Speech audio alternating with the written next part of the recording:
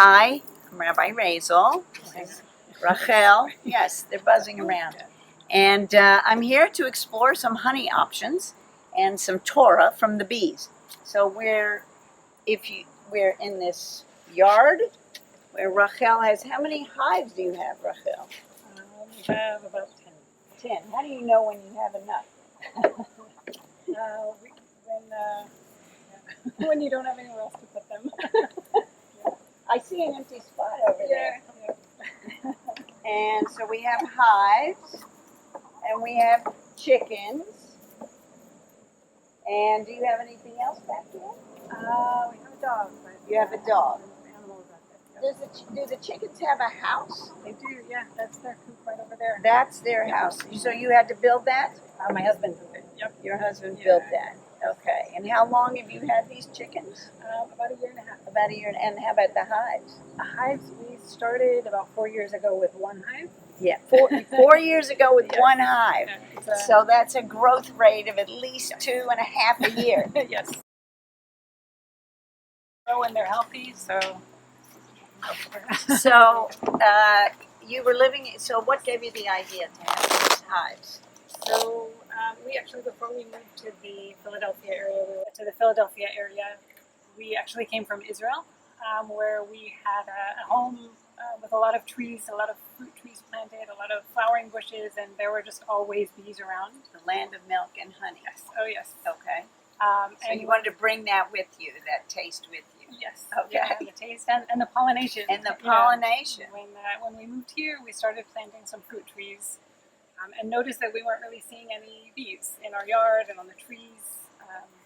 In the neighborhood where there's so many flowering, beautiful gardens, we felt like we weren't seeing as many as we should. Uh-huh.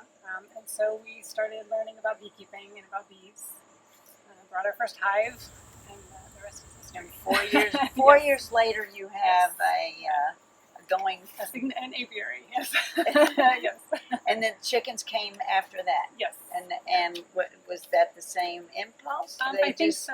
once you Yeah. fall down the bee hole, the chickens seem to follow. What's next? The goats. You're We're missing thinking, a goat. The goat, I think we'll have to move to a bigger property before we can do that, but maybe in the future, who knows. Yeah. Okay, so I want to focus on the bees here today, and I am, we do have this long Jewish tradition of beekeeping, and they say that the manna tasted like fried honey.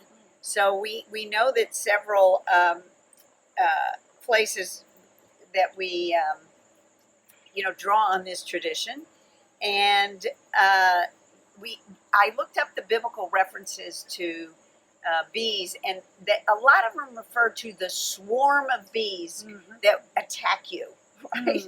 That they are not to be messed with, right? So how do we reconcile that with the honey and the sweetness for the new year? And what else have you learned about bees and bee? I mean, they deserve a little respect. Yes. After all, they have a queen. What else have you learned, or that draws from our tradition about the bees, that you want to share with them, my group here? Yeah, so I think there's no end to the learning about bees. Okay. They're amazing, an amazing organism. They really work as a community. Each colony, they don't act independently. Everything they do is really for the better of the colony as a whole. So there's. Would you call them socialists? I think they're called cooperative. Eusocial is a term that I've heard. Eusocial. Eusocial, so that they rear each other's. It's actually only the queen's children, but they rear each other's children. Like a They kibbutz. feed each other. Yeah. Like a kibbutz. They protect the hive as a whole. Okay. Yeah. So they're So really, the bees are a good symbol for the kibbutz. Good. Okay. yeah, they're a symbol of a society that's working for each other. For each other. I like that. Yeah. So we could definitely learn that this year. A society that Yeah. works to take care of each other. Yes. Okay. Yeah. What else have you learned about the bees?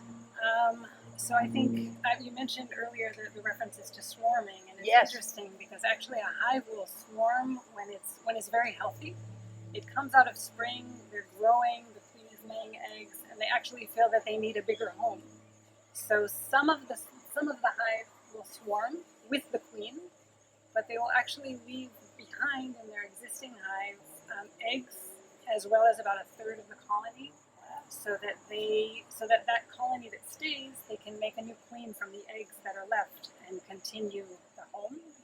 So a swarm of bees is not just because somebody has poked their hive and they swarm at you. No, they do it naturally. A swarm of bees is when they want to move to a new housing development because they've outgrown. Yeah, they've outgrown their old one. Exactly. Sort of like going to Florida in the winter, you know. Yeah. But do they migrate? Like, do they? Or once they've got a home, they don't have that condo in Florida. They can fly maybe a few miles. Okay. But not that far. Not that far. Yeah. Okay. And just a side note: if anybody does see swarms in springtime, which happens quite often, you'll see kind of a cluster of bees. Call a local beekeeper. They'll come and take care of them. We rehome them, and then give them a new home. And where would you see them? In trees. Generally, in you would see kind of a big cluster of bees in a tree, on a branch, sometimes on a fence. Just hanging around till they build the hive. Usually, they're en route to another home, so they actually have scout bees.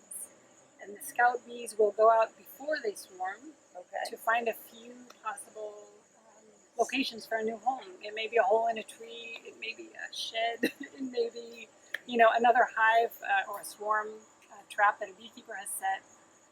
And they'll find a few possibilities. Those scouts will come back to the hive and do almost like advertising for their location. And then at the end of the day, they make kind of a democratic decision on which location to go to. The queen does not say, I like that castle. No, in this case, it's actually the worker bees. The worker bees make the decision. Yep. Yeah. Now, here's an interesting thing. Why is honey kosher? Because they say a derivative of an impure animal is considered impure. So the obvious question, how can kosher honey be produced by a non-kosher bee? You haven't heard of bee appetizers or anything like that. Do you have the answer to this? I believe I have looked it up. I believe you do. Yes, okay, I do. Just in case. What do you think? So because you're not actually eating something that the bee produces, right? It's actually in the process of them transferring the pollen to the nectar to their stomach back into the honeycomb is what makes the honey. It's not actually a part of the bee themselves. Right, they're the storage containers. Yes. They're the storage containers. I would say that's a pretty good rationalization. For we wouldn't want to declare honey as that we couldn't eat it. And given that it is such a pretty important symbol for our holiday and everything. Tell us? I know I was talking to you on the phone. Tell me about the levels of care in the hive, or the roles in the community of what goes on in the hive. So a bee's lifespan, a worker bee's lifespan, is about 40 days or 6 weeks. And from the moment they're born, they have different roles with the colony. So when they're first born, they basically stay inside of the hive, they clean the hive, and then they become nurse bees. So they take care of the next round of baby bees who are born. After that, there are also bees who are undertakers, which is kind of part of the cleaning. I find that fascinating. Oh yeah. So there are bees who, if they're at the end of their lifespan or they've died in the hive for any reason, the caretaker bees will actually fly them out away from the hive. Pollen-bearing bees. Yeah. Pollen-bearing bees. Yeah. So how many bees does it take to fly a dead bee out? One? They're basically carrying their own weight out. They're carrying their own weight out. And where do they take them? Just farther away from the hive. Usually they don't just drop them outside, they'll fly out. Is there a bee burial? The same way they go to find the flowers, is there a bee burial ground? I don't think so. I'll have to look into that. Okay. I don't know. So so that's like the Chevra Kadisha of the bee colonies. Okay, got it. Who knew? Yeah. And then also when they reach the stage where they leave the hive, they're then foragers. So they'll go out and bring in the pollen. They'll bring in nectar, water. Bees use water also. And then the very last stage of a bee's life is the defender. protecting the hive. So those are generally the ones that are going to sting you. Yeah, tell So- us about yeah. those. Is there a So- special? Or, tell us about. They're We just- need to know about those. Yeah. Uh-oh. So Did it get you? It didn't get you. Good. for But the most part, Is yeah. that is that its own battalion? Like So- they're on alert? Are those the Yeah. same as the scout bees? Are they? No. No, So no. Scout bees, scout bees are the ones that go back and forth from the Okay. flowers, and the pollen, and they actually have no interest in us. They're very focused on Where doing what the they're next doing. flower is. The Okay. protectors are really the ones that are most likely to sting us if we get too close to their hive. If we do something. Do they like that surround the hive? And Usually they're right on the inside. They'll be kind of in the entrance okay, of the hive. the guards at the Yeah. gate. Yeah, if somebody gets too close, somebody looks at Okay. them the wrong way. So I always say, Is I there a think- general that says fire? Or anything? I don't like think so. Yeah. I think it's an individual. Yeah. What kind of a day she's had. And that's Oh, it. they're she's? Yes, they're all the worker bees are Are female. females? Yeah. Ooh. Yeah. Maybe Yeah.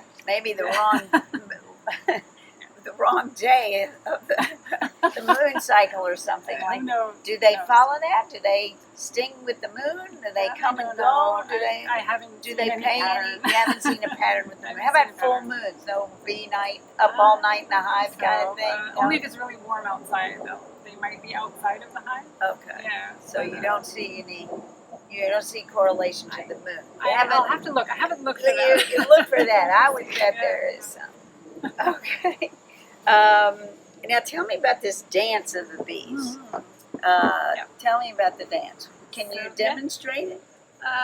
So it's called a waggle. I'll demonstrate on my chair. It's called the waggle dance. The waggle dance. So basically, the forager bees will go out to they'll find a flower, they'll find a good full tree that's blooming with pollen and nectar that they want to tell the rest of the hive about. So they'll come back to the hive. They'll do kind of like a back and forth, side to side motion that actually is giving directions to the other bees about exactly how to get to that same location. It could be 2 miles away, it could be 3 miles away. So what does that look Yeah. like? I found the hive. Take one. Exactly. Go one step in. Do the hokey pokey and the beehive dance. Yeah. Like, And it'll be different every time. but So, that's yeah. inside the hive. Inside the hive on the frames. They On will the be in frames. there. So it has So to you do haven't with actually the- seen this. Oh, yeah, you we have. have, yeah, You've been sometimes. inside the frame Yes. watching them Yes. dance. Oh yeah, yeah. You inspect the hives to make sure they're okay. Now we're worried about the bees. What should we worry?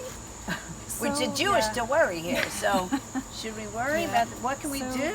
I think instead of worrying, there are things we can do. We Okay. can stop using pesticide. I think that's a big one, especially on things like dandelion. Longer in the spring, let those dandelions grow. Yeah, don't try not to use pesticide.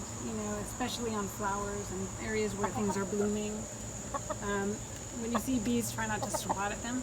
That will Don't. just make them angry. That makes them angry. Just yeah, go. just slowly walk in the chill. other direction. Yeah. So they know. This has been fascinating.